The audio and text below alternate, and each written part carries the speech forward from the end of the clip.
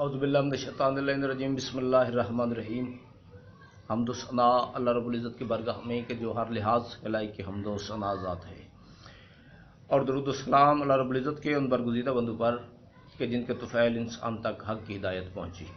سب سے پہلے تمام سامعین کو ساگر نقوی کا سلام پہنچے۔ سامعین کرام، کچھ دن سے آپ سے ملاقات نہیں ہو سکی، کچھ طبیعت کا ایشو چل رہا تھا، تو آج تھوڑا افاقہ ہوا تو سوچا کہ آپ سے ملاقات کر لی جائے۔ آج بھی گفتگو ملک کے صورتحال کے حوالے سے ہی ہوگی۔ آج سے 2-3 دن پہلے اس ملک میں جہاد کے نام پہ ایک تحریک چلائی گئی اور کافی سارے مسلمانوں نے اس میں بڑھ چڑھ کے حصہ بھی لیا اور شہادتیں بھی وصول کی، اور دونوں طرف سے مسلمان ہی تھے۔ مسلمان نکلے مسلمانوں کے خلاف جہاد کے لیے۔ اب اس حوالے سے جو خطرناک سچویشن ہے نا، وہ آنے والے وقت کے لیے جو خدشہ ہے، میں اس کے حوالے سے چند لفظوں میں وہ خدشہ ظاہر کر کے تو پھر میں جو باقی پوائنٹس ہیں ان کی طرف جانا چاہوں گا۔ تو یہ کیونکہ یہ سیاسی جہاد تھا، تو ملا نے تو تباہی کی، دین اسلام کو لامتناہی نقصان پہنچایا، جنت کی ٹکٹیں تک بانٹ دیں،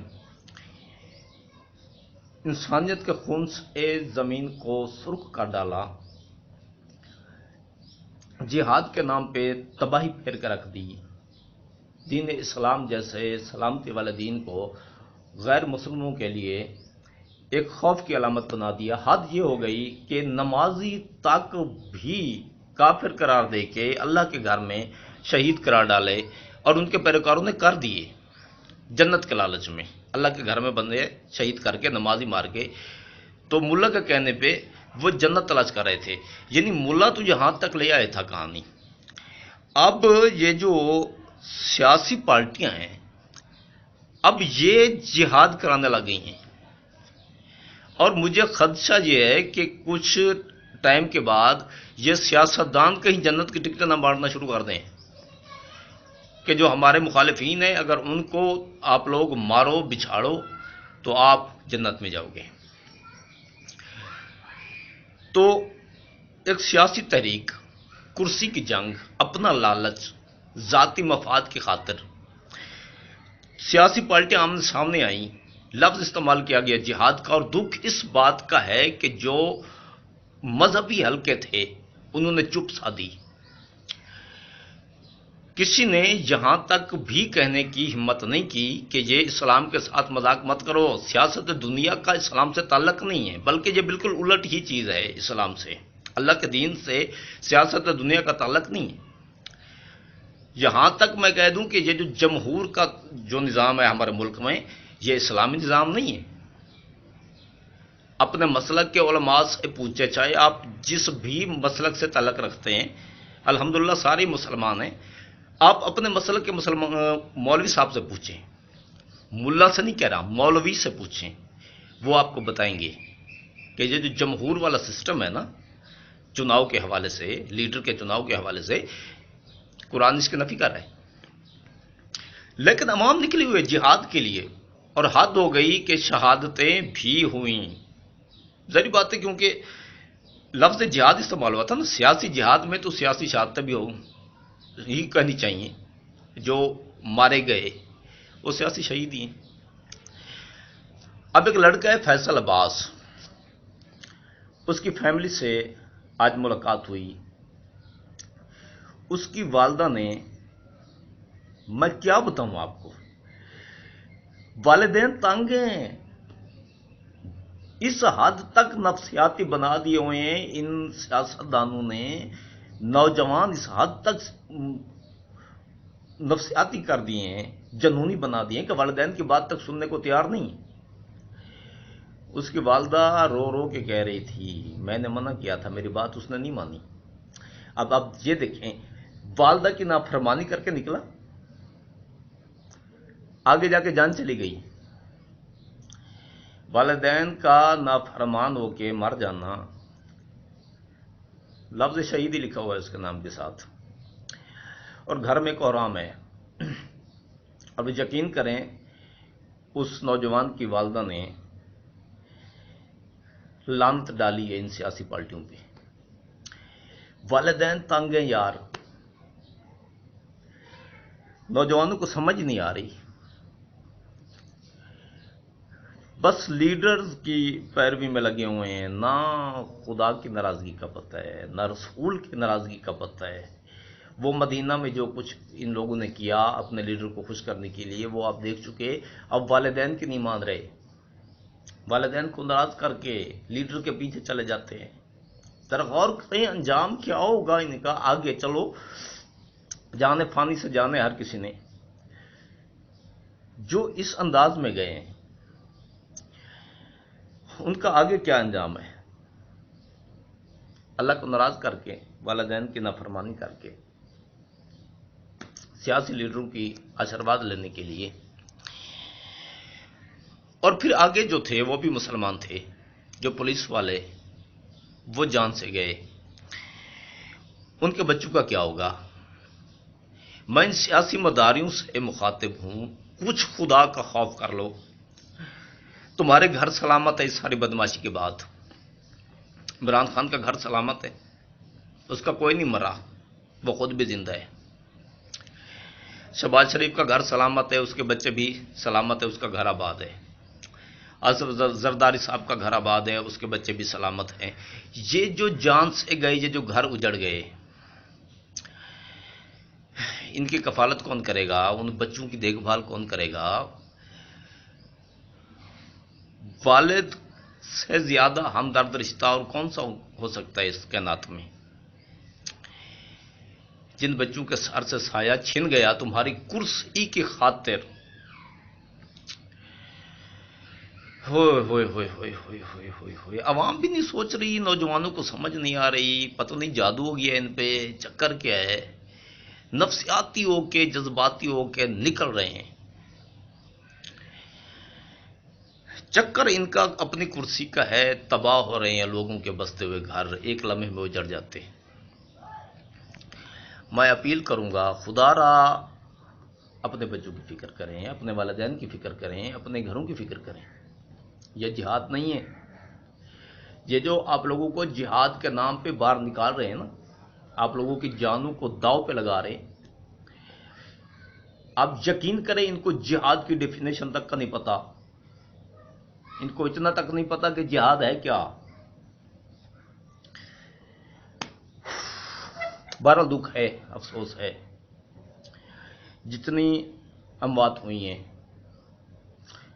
بہت دکھ ہے، ان کے خانوادوں سے تعزیت، ان کے خانوادوں کے غم میں برابر کے شریک، اور والدین سے گزارش کروں گا کہ آپ ان سیاسی مداریوں سے زیادہ اپنی اولاد کو پیارا رکھیں۔ بہنوں سے اپیل کروں گا ان سیاسی مداروں سے زیادہ اپنے بھائیوں کو پیارا رکھیں۔ خدا را والدین سے کہوں گا اپنے بچوں کو ان سیاسی مداروں سے زیادہ پیارا رکھیں۔ ان لوگوں کا مقصد صرف کرسی ہے، ان کا آپ سے کوئی تعلق نہیں ہے۔ پچھلے 4.5 سال میں ایک دھڑے نے کیا کیا آپ لوگوں کے ساتھ، میرے ساتھ، اس ملک کے ساتھ، اور جو اب آئے ہیں یہ کیا کر رہے ہیں؟ IMF کے غلام ہے یہ۔ اگر کوئی کہتے ہیں نا کہ میں آزادی دلانے کے لیے آیا ہوں، اس ملک میں پیٹرولیم مصنوعات کی جو قیمتیں ہیں یا ضروریات زندگی کی جو چیزیں ہیں ان کی قیمتوں کا جو انحصار ہے وہ عالمی سطح پر اضافے سے تو مشروط ہے ہی، وہ ورلڈ بینک کے پروگرام کے زیر اثر بھی ہے۔ عالمی سطح پر اضافے سے زیادہ ورلڈ بینک اس سے یہ زیادہ ریلیٹڈ ہے۔ پچھلی حکومت آئی وہ 4.5 سال مسلسل ہمیں بیچتی رہی، یہ آئے انہوں نے پھر بیچنا شروع کر دیا چند ٹکوں کی خاطر، اور کہا کیا جا رہا ہے جی پیسہ آئے گا، روپیہ سٹیبل ہوگا، مارکیٹ اوپر آئے گی۔ میرے بھائی اس امداد کا فائدہ کیا جس کے آنے سے پہلے غریب کے منہ سے، غریب کے بچوں کے منہ سے نوالا تک چھن جائے۔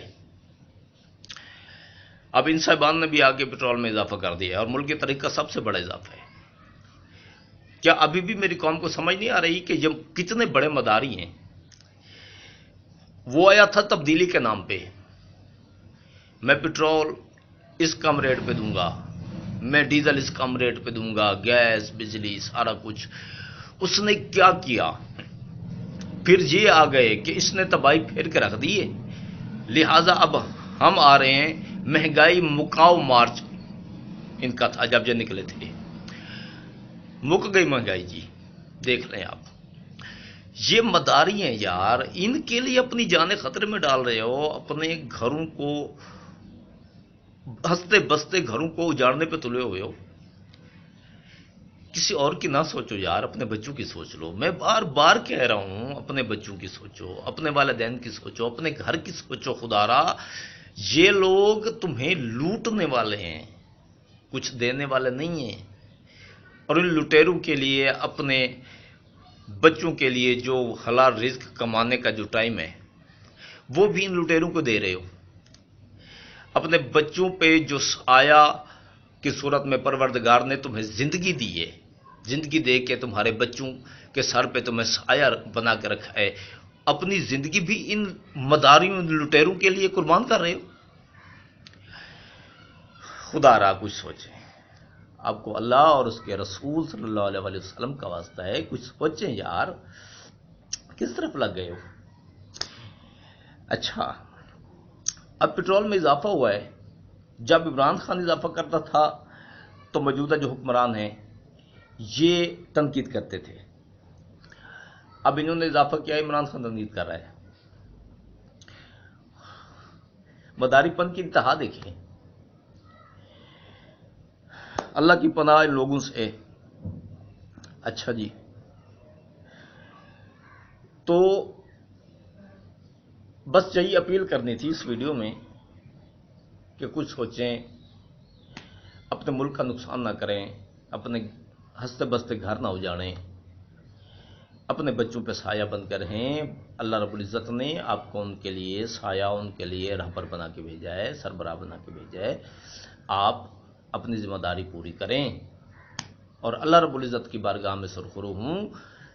ان مداریوں کے حضور کیا سرخرو ہو گئے یار، جن کا دین پیسہ، ایمان پیسہ، اقتدار، ایمان ان کا کرسی، اقتدار، جنہیں دین اسلام کا پتہ تک نہیں ہے، ان کے پیچھے لگ کے جہاد کے نام پہ نکلے ہوئے ہو۔ یہی سے سمجھ لیں جو گھر اجڑ گئے وہ پھر آباد ہوں گے؟ جو بچے یتیم ہو گئے، کیا ان کو باپ جیسا وہ شفیق سایہ جو ہے وہ میسر ہو پائے گا؟ پھر 6 کو نکلنے کے لیے کہہ گئے ہیں جناب، اور سامنے والے کہہ رہے ہیں کہ نہیں نکلنے دیں گے۔ تو جو 6 کو تیار بیٹھے ہیں وہ سوچیں یار، ان کی کرسی کی جنگ ہے، یہ آپس میں اپنی اولادوں کو، اپنے رشتہ داروں کو لے کے آمنے سامنے کیوں نہیں آتے؟ عوام کو کیوں آمنے سامنے کرتے ہیں؟ یہ جب کرسی پہ بیٹھتے پھر اسی عوام پہ ظلم شروع کر دیتے۔ تو آج کے لیے اتنا کافی۔ خدا را، اپنے وطن کا سوچیں، اپنے بچوں کا سوچیں، اپنی جان کا سوچیں۔ ان مداریوں سے برات کا اظہار کریں۔ اللہ اور اس کے رسول کی خوشنودی اسی میں ہے۔ آپ سرخرو اس صورت میں ہو سکتے ہیں کہ جب ان دھوکے بازوں سے دوری اختیار کریں اور اللہ رب العزت کے فرامین کے مطابق اپنی ذمہ داریاں پوری کریں جو پروردگار عالم نے آپ لوگوں کے کندھوں پہ، آپ کی اولاد، آپ کے گھر والوں، آپ کے اہل و عیال کے حوالے سے ڈالی۔ خدا میرے وطن کو اپنے حفظ و امان میں رکھے، میری قوم سلامت رہے، ہر لٹیرے، ہر مداری کے شر سے محفوظ رہے۔ فی امان اللہ۔ کوئی بات بری لگی ہو، کچھ غلط نہیں کہا میں نے، اس لیے معذرت نہیں چاہوں گا، جو کہا ہے میں نے حق کہا ہے، غور کیجیے گا، سمجھنے کی کوشش کیجیے گا۔ فی امان اللہ۔ پاک حرم زندہ باد، پاکستان پائندہ باد، فی امان اللہ، اللہ حافظ۔